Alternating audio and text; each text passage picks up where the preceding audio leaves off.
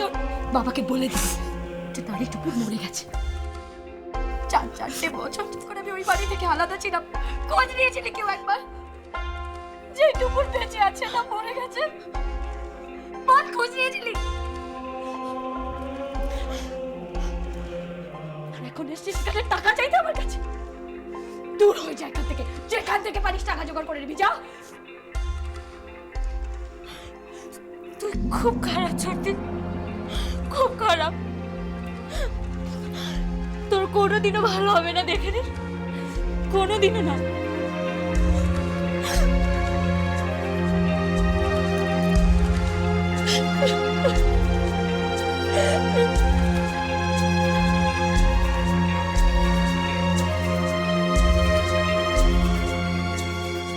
দরকার নেই আমার ভালো হওয়ার, দরকার নেই। শুধু আমার স্বামী আমার পাশে থাকলেই হবে, আর কাউকে চাই না আমার। আমি খারাপ, খারাপ, আমি খারাপ।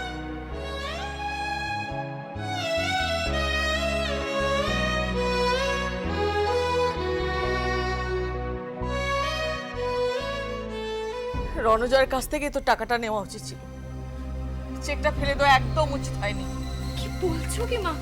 তোমার কোনো মান সম্মান বোধ নেই? গরিবের আমার মান সম্মান হতো, আমার কাছে লাজ লজ্জা মান সম্মানের থেকে আমার আমার স্বামীর জীবনটা অনেক বেশি। চোখের সামনে মানুষটা মরতে বসেছে আর আমরা কিচ্ছু করতে পারছি না।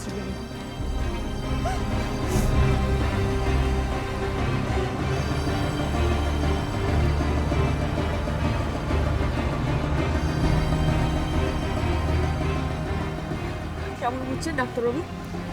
কিছুই করার নেই, ইমিডিয়েট বাইপাস করতে হবে। সে কি, এত টাকা কোত্থেকে পাবো? দেখুন, সেটা আপনাদের ব্যাপার, আমার যেটা জানানো সেটা জানানো। আর ওনাকে আপনার বাড়িতে নিয়ে চলে যান, ওনাকে এখানে রেখে কোনো লাভ নেই। বেডটা খালি হলে অন্য পেশেন্টের ট্রিটমেন্টের সুবিধা হবে। বলছেন কি ডাক্তারবাবু? আসলে বাইপাস করার জন্য মডার্ন যা যা ফ্যাসিলিটিস দরকার আমাদের কাছে এই মুহূর্তে তা নেই, তবে আমরা প্ল্যানিংয়ে রয়েছি। আগামী 3-4 মাসের মধ্যে সব কিছু সলভ হয়ে যাবে। এই মুহূর্তে এখন কিছুই করার নেই। মা, বাবা এখন কেমন আছে? বাবার মরার সময় তোর আসার সময় হলো। মা কেঁদো না, দেখ আমি চলে এসেছি, বাবার কিচ্ছু হবে না।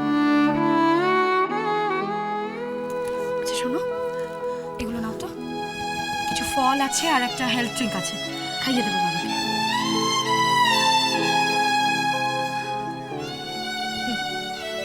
মনে তো হয় না কিছু পেটে পড়েছে। তাই শোন, বাবার এই খাবারগুলো খাওয়া এখন উচিত। হাসপাতাল থেকে যা দেওয়া হচ্ছে বাবা সেগুলো। তাই বুঝি? তা কেমন ট্রিটমেন্ট করলি তুই বাবার? খয়রাতি হাসপাতালে এনে ফেলে রাখলি? বাহ। শুনেছি কিছুদিন আগে নাকি এখানে কোনো হসপিটালের বেডের নিচ থেকে কুকুর বেরিয়েছিল, আর কি হ্যাঁ একটা সদ্যজাত বাচ্চার হাত কামড়ে নিয়ে চলে গিয়েছিল, বিড়াল না শেয়াল কে জানি। ভেরি গুড, তুই বাবাকে নিয়ে এখানে ফেলে রাখলি। তোর নাকি দারুণ পিতৃভক্তি। শোন টুকুর, তুই কি আমাকে কথা শোনাবার জন্য নিয়ে এসছিস? ন্যাচারালি মিসেস টুকু সেনের বাবা এরকম একটা খয়রাতি হাসপাতালে পড়ে থাকবে এটা তুই ভাবলি কি করে ঠাকুর? আচ্ছা, তোর লজ্জা হচ্ছে না? তুইও তো নাকি বড় লোকের। ও বাবা, আমি কি বললাম? তোর বর তোকে টাকা দেবে কোত্থেকে? সে তো একটা বেকার ছেলে, যার মা টাকা না দিলে সংসার চলে না। ভালো পাত্র বেঁচেছিলিস বলে।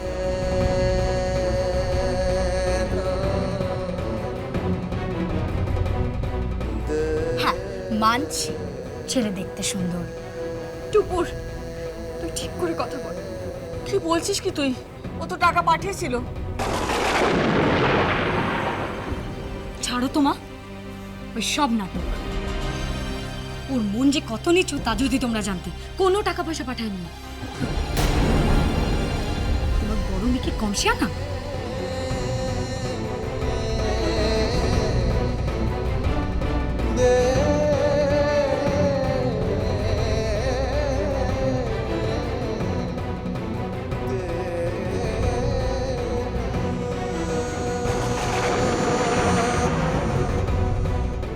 তাহলে তুই এতদিন কোথায় ছিলিস? এই শোন, আমায় না সংসার সামলাতে হয়।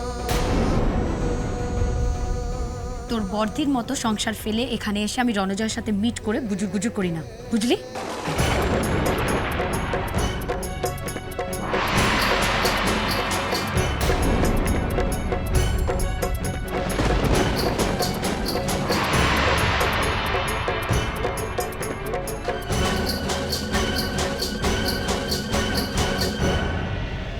ডক্টর,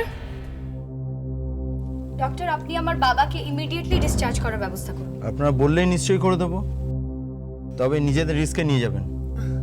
ওটা আপনি ভাববেন না। বাইরে অ্যাম্বুলেন্স দাঁড়িয়ে আছে। কলকাতার বেস্ট হসপিটালে আমি আমার বাবাকে নিয়ে যাব, ওখানেই ট্রিটমেন্ট হবে।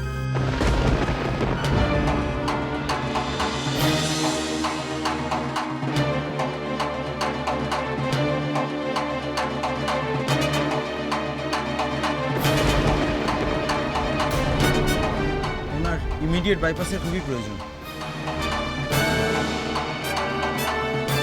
হবে, বাইপাস হবে। আফটার অল টুপুর সেনের বাবাকে এইভাবে মরতে পারে? এ তো আর টাপুর চৌধুরীর বাবা না।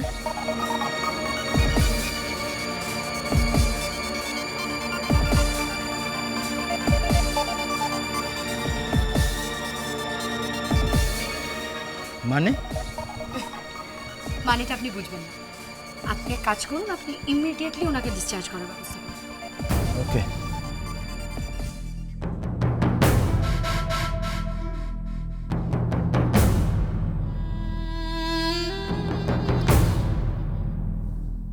শোনো, ভালো কোনো হসপিটালে কিন্তু এই ধরনের শাড়ি পরে যাওয়া যায় না। আফটার অল তোমার জামাই তো বলবে যে বাবা তার শ্বশুর হয়। ভালো কোনো শাড়ি পরে যাও।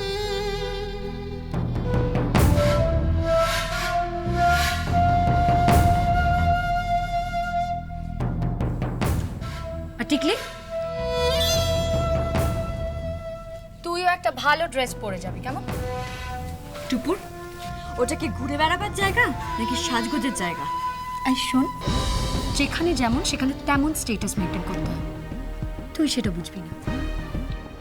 ম্যাডাম, হ্যাঁ বলুন। ডিসচার্জের পেপারস রেডি হয়ে গিয়েছে। ওয়ার্ড বয়কে বলে দিয়েছে ওনাকে স্ট্রেচার করে বাইরে নিয়ে যাবে। ওকে, থ্যাংক ইউ। মা, টিকলি, তোমরা এক কাজ করো, তোমরা বাড়ি যাও। আমি তোমাদের জন্য কিছু টাকা পাঠাচ্ছি, তোমরা গিয়ে ভালো করে রান্নাবান্না করো।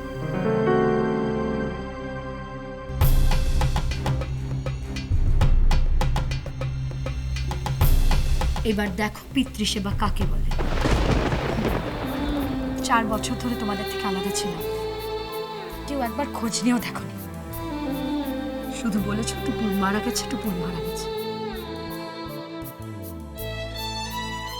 এবার দেখো টুপুর থাকলে কত সুবিধা হয়, আর টাপুরের মতো মেয়ে থাকলে।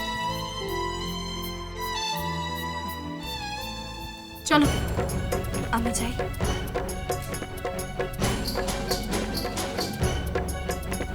না, তোর ওখানে কোনো প্রয়োজন নেই।